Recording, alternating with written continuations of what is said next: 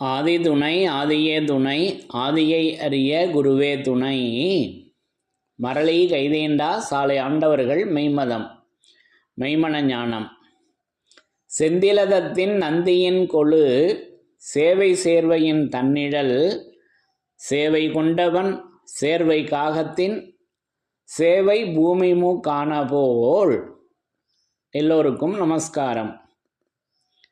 விரிபுவன வேதமாமறைகளின் அதிகாரண செழுங்கலை கருவூலத்து ஆண்டவர்கள் திருவாயுரை விரிப்பு. இந்த மெய்ப்பாதை வேறு வேதம் ஆசான் திருமேனி. வேதத்தை ஓதினாலே புண்ணியம். வேதங்கள் பூராவும் தித்திக்குது. திருமறை குரு பெருமான் திருமறை குரு தீன் திருமேனியர். வேத ஏட்டில் எழுதியுள்ளதை படிப்பதன் பயன் இறைவனை காண்பதுதான். தலைவன் தன்னை அறிந்தவனே குலத்தோன் என்று திருவேதம் உமக்கு உரைக்கச் சொன்னது எம்மை என்ற நமது தெய்வம் அவர்களின் உத்தரவின்படி நமது தெய்வம் அவர்கள் என்றென்றைக்கும் அந்த திருவேதமாக திருமறையாக வேதம் ஆசான் திருமேனியாக திருமறை குருபெருமானாக நமக்கு விளங்கி கொண்டு அந்த அருளர்ஷிப்புக்களை வேதமாமறையிலிருந்து என்றென்றும் நமக்கு வழங்கி கொண்டே எப்பவும் விளங்கி கொண்டு இருக்கின்றார்கள். அப்போ அந்த வேதமாமறையிலிருந்து யமனை வென்ற திருமறை என்ற தலைப்பில் வேத வாசகங்களை ஒவ்வொன்றாக நாம் எடுத்து படித்து வருகிறோம். அதன்படி அந்த யமனை வென்ற திருமறை, அது அந்த திருமறையின் சிறப்புகள், அது யமனை வென்ற ஆயுதம். அந்த யமனை வென்ற ஆயுதம் அந்த திருமறையாக விளங்கி கொண்டிருக்கிறது. அதனுடைய சிறப்புகளை நம்முடைய வேதமாமறையிலிருந்து ஒவ்வொன்றாக படித்து தரிசனை செய்து வருகிறோம். அதன்படி இந்த பதிவிற்காக இன்றைக்கு எடுத்துக்கொண்டது நம்முடைய திருமெஞ்ஞான குரலிலிருந்து ஒரு திருவாக்கியத்தை நான் எடுத்துக்கொண்டேன். அந்த திருவாக்கியத்தில் எப்படி நமக்கு அந்த யமபயத்தை, அந்த யமபடர் அச்சத்தினை எப்படி நமக்கு மாற்றி வைக்கிறார்கள் என்பதை நமக்கு அற்புதமாக அருமையாக எடுத்து தெய்வமவங்க அந்த அருள்வர்ஷிப்பை எடுத்து வழங்கியிருக்காங்க. அது என்ன என்பதை படித்து தரிசனை செய்யலாம். பிரம்மோதய மெய்வழிச்சாலை ஆண்டவர்கள் திருவாக்கியம். சாதிகளின் கர்த்தாவே. திருமெஞ்ஞான குரல் திருவாக்கியம் எண் 67, பக்கம் 277. உடல் பொருள் ஆவி மூன்றையும் தங்கள் ஆசானுக்கே தத்தம் செய்துவிட்டு அவர்கள் பின்னே உயிரும் உடலும் போல தொடர்ந்து சென்று 9 அல்லது 10 வருடங்கள் ஆன பின்னர் சுவாசம் ஒடுங்கி உள்ளடங்கும். அப்படி சுவாசம் ஒடுங்கி உள்ளடங்கும் நிலையில் 3 ஆண்டுகள் ஓடினால் துவாதசாந்த பெருவழியை அவர்கள் அடைவார்கள். அதற்கு பிறகு ஒன்றின் பின் ஒன்றாக 3 இருட்கடல்கள் இருக்கின்றன. அவற்றை ஊடுருவி சென்றால் வெளிச்சக்காலை எய்துவார்கள். அது கைவரவான பின்னர்தான் யமனாகிய படர் அஞ்சி விலகும். இப்படியான அருந்தவ பாட்டால் ஒருவர் அடைகின்ற வல்லபத்தை எம் தவத்தை இட்டு நிரப்பி உங்களுக்கும் யமனனுகா அந்த பதவி கிட்டும்படி செய்கின்றோம். எவருடைய உதவியும் வந்து எட்டி தீண்ட முடியாத அந்த யமன்பதி எல்லையில் வந்து உதவுகின்றவர்களே தெய்வம் என்பதை இந்த உலகம் அறியுமா, அறியவில்லை என்று இறைவன் திருவாய் மலர்ந்தருளி உள்ளார்கள். சாதிகளின் கர்த்தாவே. இப்போ இந்த திருவாக்கியத்தில் அந்த துவாதசாந்த பெருவழி, அந்த மூச்சு அடங்குவது, வெளிச்சக்கால், துவாதசாந்த பெருவழி என்ற அரிய பெரிய செயல்களை பற்றியெல்லாம் விரிவாக பேசி வர்றாங்க. அப்போ ஞான முறையீடில் நம்ம ஏற்கனவே படித்து தரிசனம் செய்தோம் அல்லவா. தெளியும் மதி அமுதம் அது துவாதக சாந்தமதில் பழியாகிய யமனே பயந்து ஓடி விரண்டனனே என்ற பாசுரத்தை எடுத்து இதை பற்றி பேசியிருந்தோம் அல்லவா. அப்போ அதில் அந்த துவாதக சாந்தமதில், அப்போ அது துவாதசாந்த பெருவழி, அந்த நிலைகளெல்லாம் அவங்க பேசி வர்றாங்க. அதெல்லாம் கடந்து தான் அந்த யமபடரை விரட்டுகின்ற செயலை செய்து வைக்கிறார்கள். அப்போது அது நினச்சி பார்க்கணும், நமக்கு பலனை மட்டும் அந்த பதவியே கொடுத்துட்டாங்க. அப்போ அதற்கு முன்னாடி இவ்வளோ செயல்கள் செய்ய வேண்டியது இருக்குது.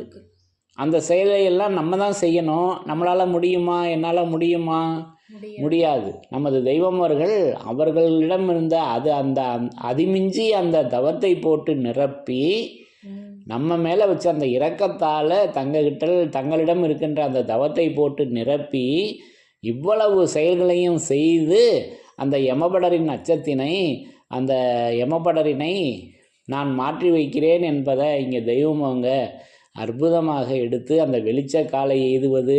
அது என்ன, எத்தனை ஆண்டுகள், அது என்ன ஒரு பாடு, முடியுமா நம்மளால்? முடியவே முடியாது. இப்போ இதெல்லாம் தெய்வம் அவங்க எவ்வளவு கடினப்பட்டு முதல்ல தாங்கள் பெற்று அப்புறம் தன்னை நோக்கி வருகின்ற உலக மக்களுக்கு இதெல்லாம் அனைவருக்கும் வழங்குறாங்கன்னா அப்போ அவங்களுடைய தவ வலிமை என்னவாக இருக்க வேண்டும்?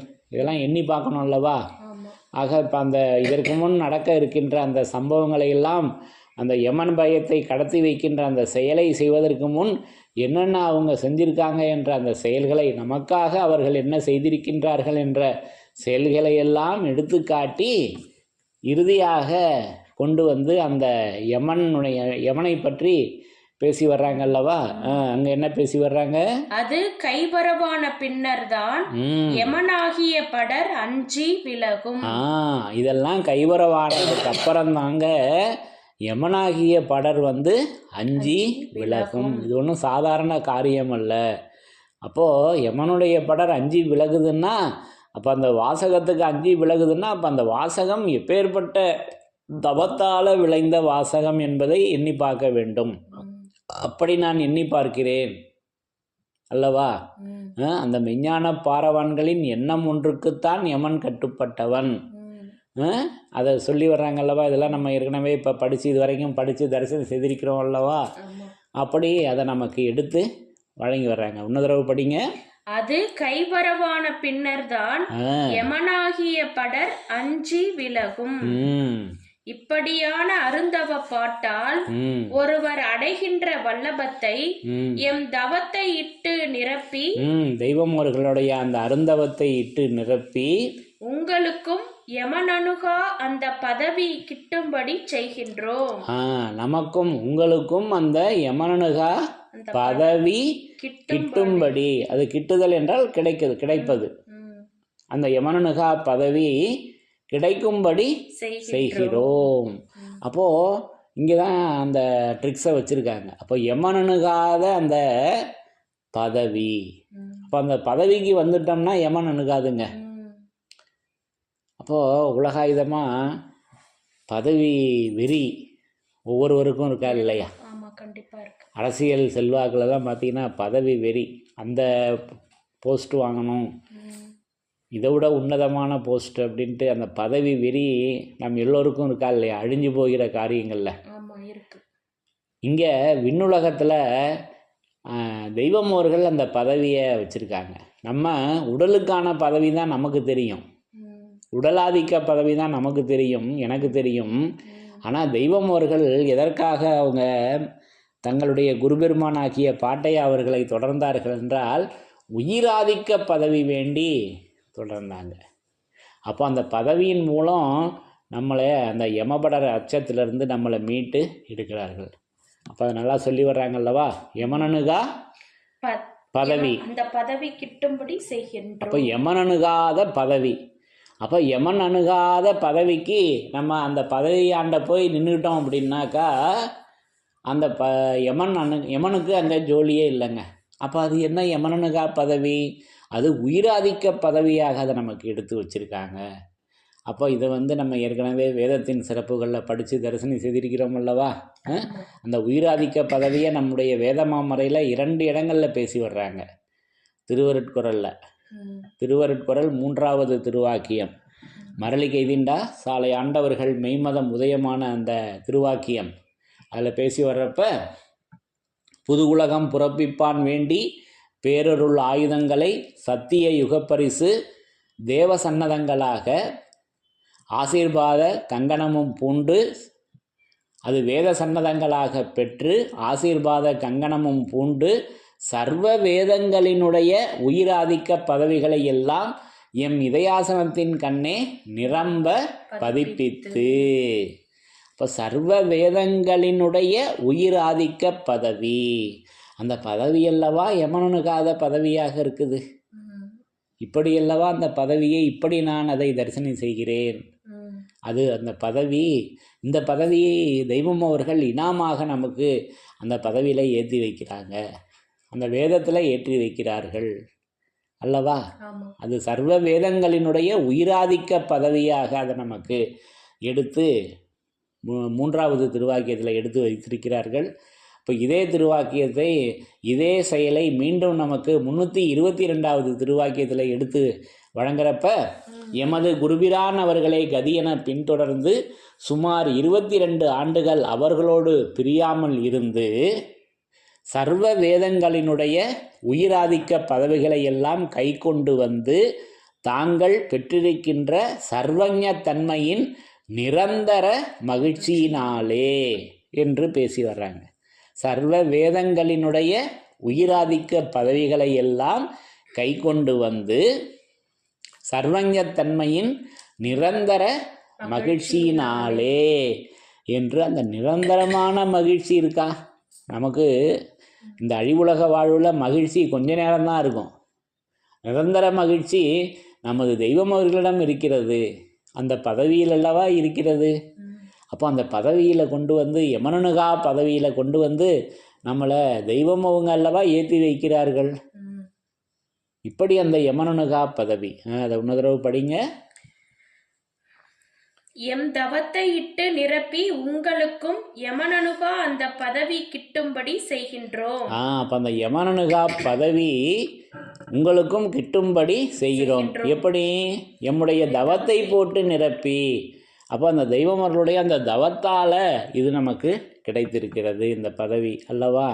இப்படி நான் அது வாடாத தவம், அது இந்நூல் மெய்நிலையின் போதம். அந்த தவம் அது வாடாத தவம் அல்லவா, நமது தெய்வமர்கள் செய்த தவம்.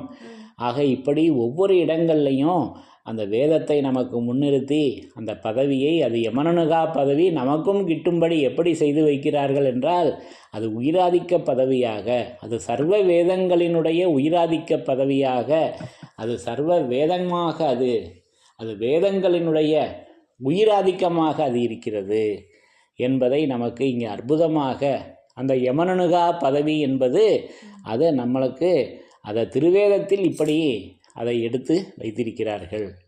யமன் அணுகாத அந்த பதவியை திருவேதமாக நமக்கு எடுத்து அதை இப்போவே வழங்கியிருக்காங்களே.